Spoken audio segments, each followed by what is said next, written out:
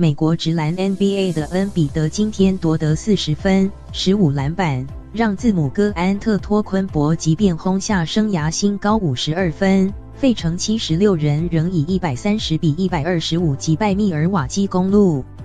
这是恩比德 Joel Embiid 第52场拿下双10的比赛，也是他第25场至少获得30分、10篮板的比赛。恩比德今天在第4节斩获18分，让76人击败东区头号种子公鹿，取得进军季后赛的一席之地。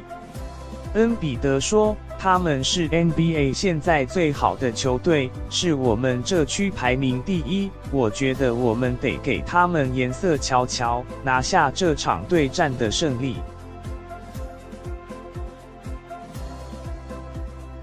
恩比德说：“我觉得我们上半场都打得不错，但安特托昆博下半场火力全开，他真的是个狠角色。”巴特勒 Jimmy Butler 攻下27分，瑞迪克 JJ Redick 获得19分，也助76人拿下4连胜。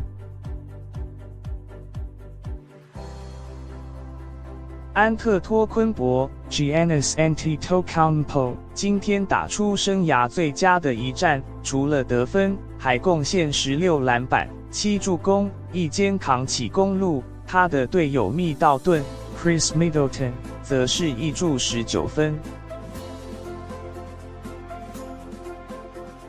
公鹿今天少了后卫布洛格登 Malcolm Brogdon， 他因为足底筋膜撕裂，必须休兵至少6周。